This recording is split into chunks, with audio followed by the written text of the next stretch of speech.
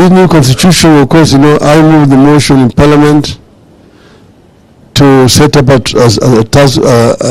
select committee to spearhead the process of constitution review, which was passed, and I became the chairman of that committee, and we started the process of constitution review, ending up with a new constitution. I'm the one who appointed Yashpal Gai as the chairman of the Constitution Review Commission, and appointed all those commissioners.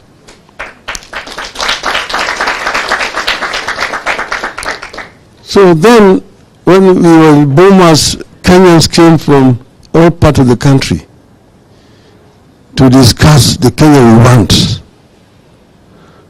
And views emerged at boomers.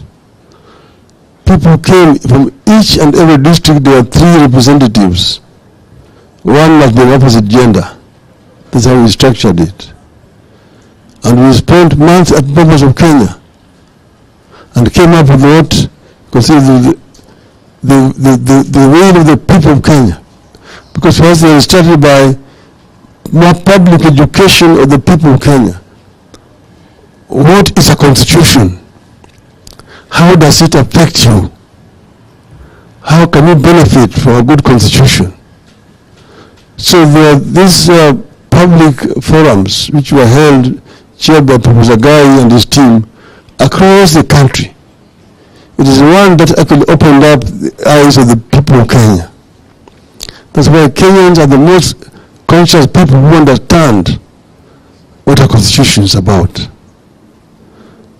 Then, after that, now we came up with the draft. But there are people who were opposing the structures that we are trying to introduce, particularly one, devolution. Devolution was opposed very seriously by the national government here. They don't want to let power go. But the devolution, came about it when I was a shadow minister for local government. In those days in Parliament, you were the minister and you were the shadow in the opposition. So the shadow minister of local government. In that capacity, I went around the world. I went to Britain and looked at how their local government was working. England is a unitary system. Wales, they have a Wales assembly. It's a devolved system. Scotland is a federal system. In Japan, they have a devolution system that worked very well. And that's the model that impressed me. And that is what we brought here. And we had 14 regions in the devolved system. But those who are at the center did not like it. They did not like devolution, or they did not like the structure of the executive. That's why after we passed it in Bomas, they went to court and stopped the commission from presenting it to Parliament. And then they took it to Kilifi, bastardized it, the city of Kilifi here. Bastardized it. And then what they brought here, tulikataa. Tunaambia yule msichana mrembo nilitoka naye kule Bomas mlipeleka wapi? Yule ambaye mnasema mkamwambukiza ukimwi. Yule sababu hatutaki. Sasa, so we posted, that's where bananas and the oranges emerged.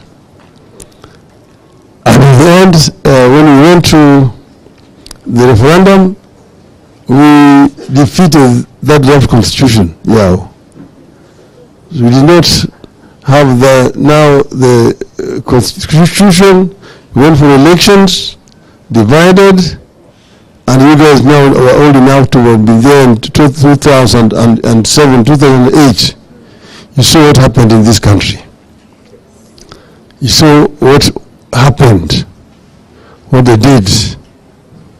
And of course they were determined not to have us take power.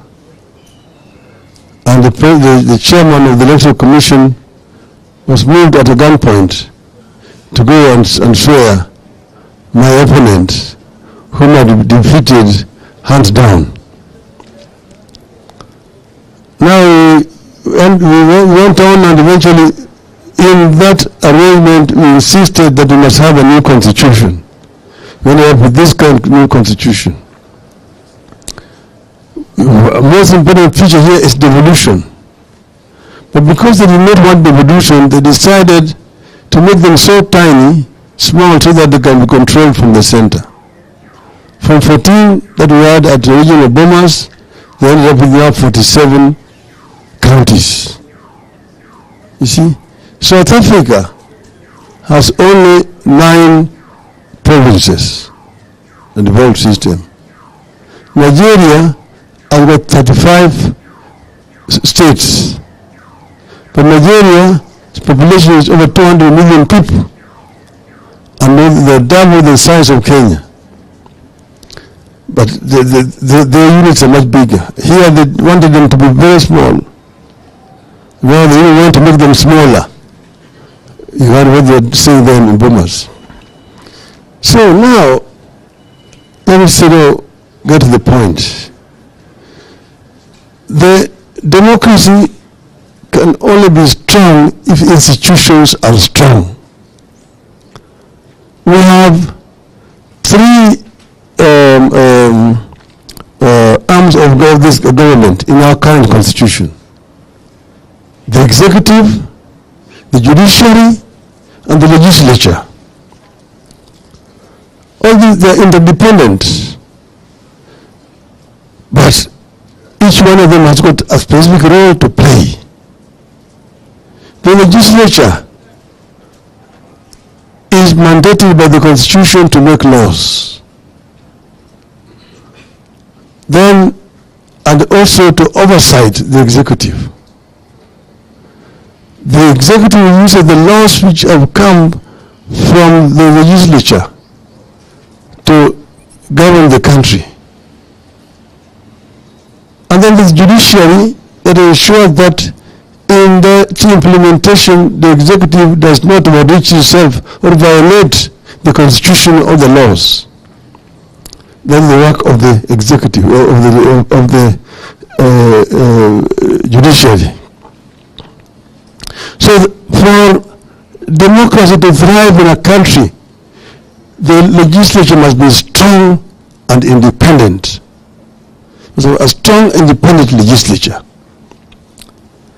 Secondly, you must have also a truly independent judiciary that is not subservient to the executive. Because the executive has the power. The executive is the one that has the power to raise resources. They're the ones who tax the people.